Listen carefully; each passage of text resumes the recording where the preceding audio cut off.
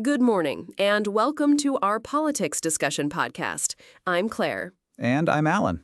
Today, we're diving into several key stories surrounding President Donald Trump's recent actions and international developments. Let's start with President Trump's 80th birthday celebration, which included a significant announcement about a preliminary agreement with Iran.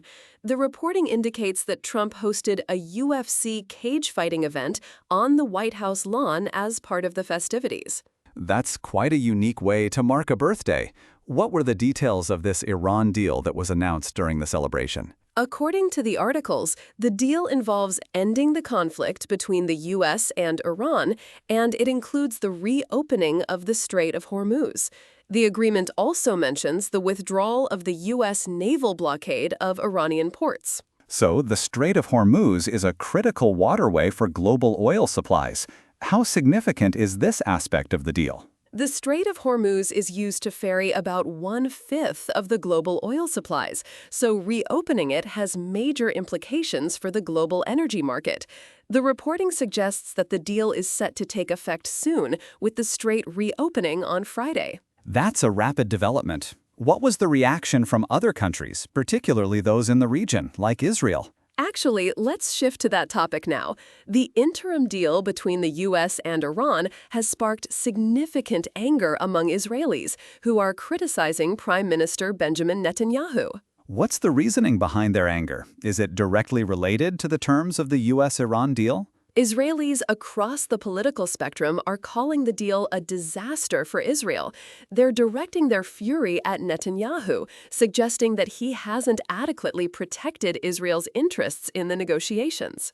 That indicates a pretty strong reaction. Have there been any official responses from the Israeli government regarding the deal? Israel's defense minister, Israel Katz, stated that Israel won't withdraw from land seized in Lebanon, Syria, and Gaza. This stance potentially challenges the interim deal between Iran and the U.S. That creates an interesting dynamic.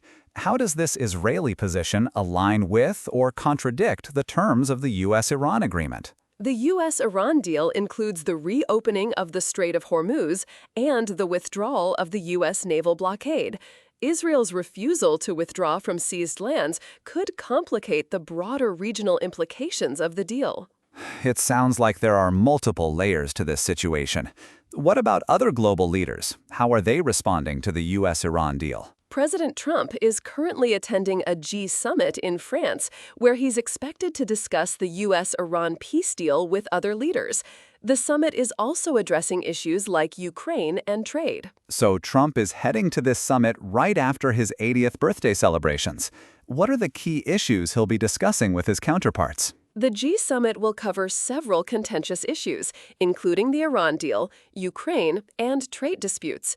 Ukrainian President Zelensky and Arab leaders are also joining the summit, which adds to the complexity of the discussions. With these multiple storylines, it's clear that the U.S.-Iran deal is having far-reaching consequences.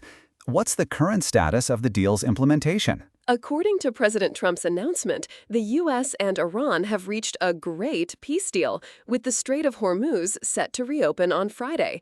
The deal also includes the end of the U.S. naval blockade of Iranian ports. That confirms the earlier reports. It's interesting to see how quickly these developments are unfolding.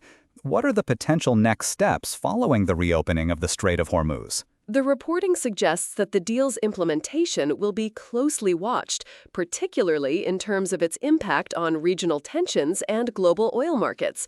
There's also anticipation around how other countries, like Israel, will respond to the changing dynamics. As we wrap up today's discussion, it's clear that the U.S.-Iran deal is a pivotal moment in international politics.